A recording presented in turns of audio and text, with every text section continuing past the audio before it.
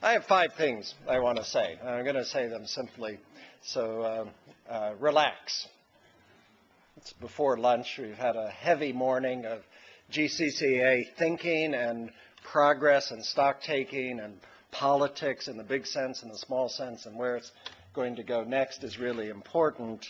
I'm not going to do that. I'm not going to tell you again what Paul and Joss have already gone through. I'm going to reflect or provoke you in a bit around how mainstreaming is moving globally and where some of the big issues still sit, and sit uncomfortably.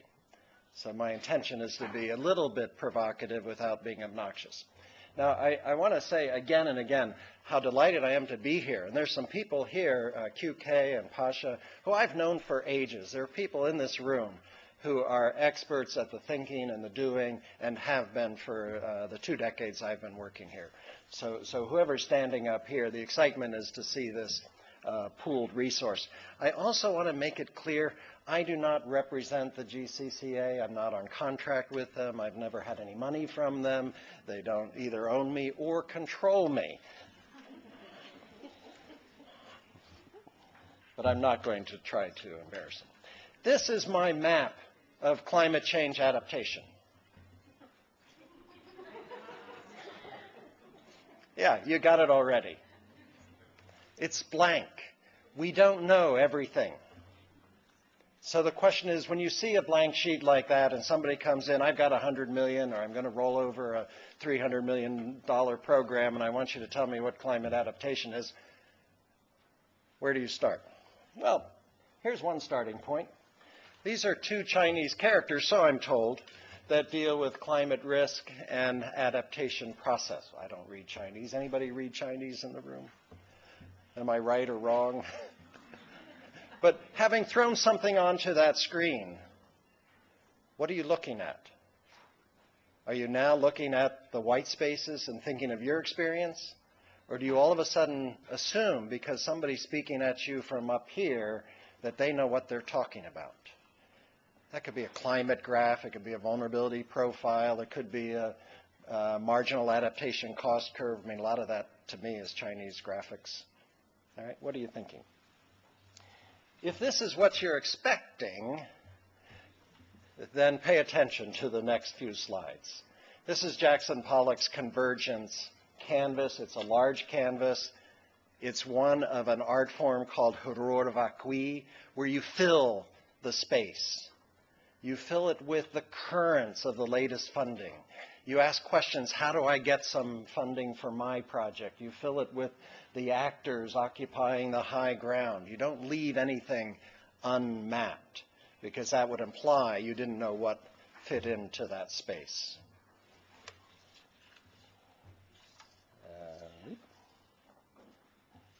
The point of that starting point, that blank canvas, there is no single definition of climate change adaptation. And the definitions change. The current definition is not the one we learned from the IPCC 7, 8 years ago. The second assessment report produced a glossary, and that definition became the mantra. Well, that actually has changed. The special report on extreme events, there's a new IPCC definition. It's a lot better, but there's still others. I like Susie Moser's. Puts it into an action framework, makes it a process rather than an outcome. But there is no single definition. In the academic world, this is known as a wicked problem. Each stakeholder brings to this issue their own piece of that canvas. If you're head of an agency doing the National Met Services, you can see what you own in that stake. If you're in the environmental field, you have a different stake. If you're the president, you have a wholly different view of that landscape. And that's a fundamental point.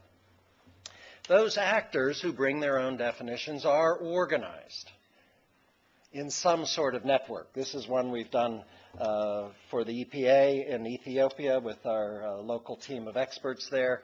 I don't want to go into the details, but the notion that actors are organized in some sort of regime. They have formal relationships, informal relationships, data flows, information flows, back channels, top-down, bottom-up, social, whatever. They've got them. Interesting, in the GCCA, the mainstreaming actions are in just about all the countries and all of the regions, and they're the focus of well over half of their actions, their interventions. And in each case, they have to do in some way this kind of stakeholder map. Where are the entry points? Where do you start? The answer is there is no single entry point.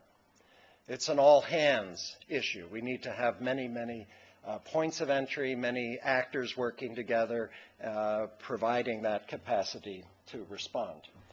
I would say that it's easy to think of that stakeholder knowledge network as it moves forward, dealing with awareness, knowledge, information. Do we know enough to act? First level question. Policy and vision. What's our own actors' mission and mandate? How does that fit within other organizations, and what sort of policy exists across that actor network to be effective? And then migrating down into setting strategic plans, ones that can be measured. What was it, MRV, monitored, reported, and verified. The sorts of planning that gets to a level of concerted action is very important. And then operational implementation. We'll come back to some of those just a little bit more. Adaptation then, as this actors working together in this process of moving from is this an issue to what do I do, follow some sort of theory of change. How many people really love theory of change? Okay, we got two. I'm new to this theory of change literature. Our experts, John Colvin's been doing it for a decade. This is an inventory of theories of change from an Oxfam review. The theory of the theory of change is there's a body of literature and thinking about how we as actors structure our action. It's very simple. Input, cause, intermediate outcomes, and demonstrable outcomes. But those tacit theories, because we don't often, I was talking to Ian Noble. Ian, what's your theory of change today? I see well, we don't do that. We leave them hidden behind us, but they are there. Active citizenship. The real action is from grassroots, from bottom up, from experimenting with eco-villages. We need all hands, but we need it to come through that. That's a whole political philosophy. It's a whole theory of change. Elites, enlightened leaders, and technocrats, we need to work at this very high level of policy dialogue, get what were they called, joint declarations agreed that then set the conditions under which the bureaucrats and administrators can produce an evidence-based policy. Classic. I like that one myself. Academics are trained in that, but it's an assumption. Democracy, coalitions. We've seen a lot of coalition governments. I live in the UK now. Cross-class around some sort of political process rather than this assumption that it's a technocratic solution that's going to work or that it's simply one of action at the local level. Dynamics is sort of a broader category. We can't solve everything, so we have to run a pathway, a dynamic approach, one step at a time. Look for tipping points that either are into chaos or become modes in which you reorganize and transform systems, contagion, evolutionary processes. Those are the kinds of thinking behind those theories of change. Mainstreaming then has multiple faces. There is not a 1, 2, 3 things you must do to achieve mainstreaming. And those multiple faces reflect what you think are the critical theories of change, the critical processes by which some sort of intervention leads to success. Quite a few tools now coming forward to explore this kind of space and to think much more analytically about how it would work. I like stories. This is an example of storytelling. We use it in the sense of an adaptation use case builder. It's getting a little technical. These are actually real people. Polly promotes complex vulnerability models, she does, as a means to raise awareness, build technical capacity, and ensure that the potential range of risks is considered in development planning. Can you see her theory of change? It's data, evidence around an elite who understand that evidence, around a political elite who are looking for that evidence in order to make change. Vikram, on the other hand, wants to set up a mentoring, leadership kind of academy where the inspiration is shared and then you move to a different level of commitment and capacity as leadership. And Carmen, working in Latin America among medium and small scale private enterprise, how do you bring environment and climate into their world? Much more this cross-scale and dynamic sense of her theory of change. I would say none of these people have thought about theories of change in a formal way. Each of them are doing some part of a mainstreaming agenda. Adaptation, then, if it's also the mainstreaming has many different faces, I think you can reduce some of that diversity in a simple way. We call it a continuum of adaptation actions. This is based on lots of other people work. The baseline is good development. The next stage of action is reducing current vulnerability, disaster risk management related to floods, landslides, that sort of thing. Climate resilience, moving beyond the current experience of risk, widening your ability to cope, the coping ranges, the sense of risk is changing. You don't know all the details, but you want to be more robust in your strategies and prevent risks increasing in the future. And then finally, the holy grail in one sense would be this targeted climate change, where you act because you know what the climate future is going to be. Temperatures, we have high confidence that we'll get another 1 degree of temperature across Africa from where we are today. Oh, it might be 3/4 of a degree or it might be 2 degrees, but we know it's not going to be 0 and it's not going to be a half. What does that mean in terms of targeting your action based on the confidence that we have in the climate science that we know we're going to deal with more climate risk? Adaptive capacity I just threw on top, that's additional. That's not what you already need in terms of the gap in development institutions, fragile states, and all of those sorts of things, and the director chair is getting antsy about the time. So I'm going to move on. So a continuum of action, the modes of adaptation then reflect those particular actors and stakeholders.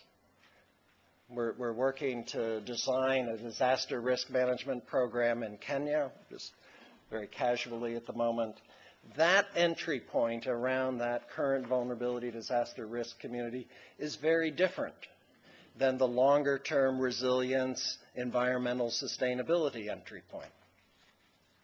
Okay, so those 4 blocks of moving forward often have different actor networks. They also come with different theories of change, different principles, different models, different methods, lines of evidence. There isn't a single approach that covers all of those requirements in terms of mainstreaming.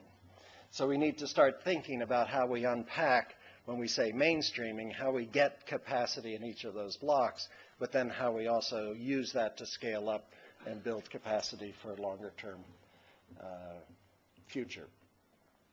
Those longer term futures we would characterize as pathways. So the idea behind climate adaptation is a social process, an institutional process. Here we are today. We can't go back and say, I wish we had been here 10 years ago. Here we are today. What are we going to do in the first step? What are we going to do in the next step?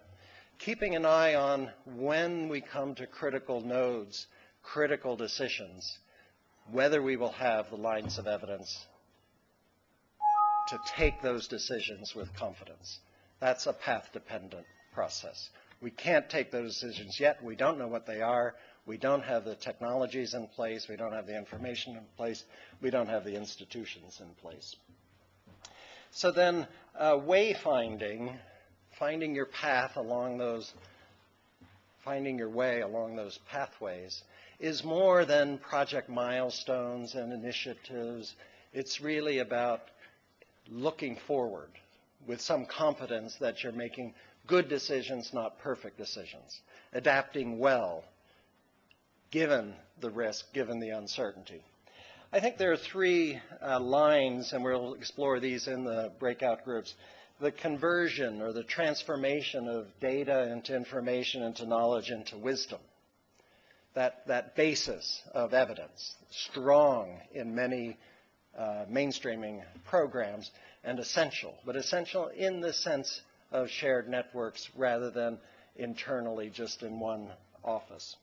The transformation then of those institutions, not as the silos and gatekeepers and controllers, because I don't think we can control this issue, we haven't so far, but as change makers, as leaders, as those who are going to transform this issue into something that can be worked on and that will have successful outcomes in the future. And then you can't do that without the mechanisms of good governance, transparency, accountability, and effective finance. Thank you.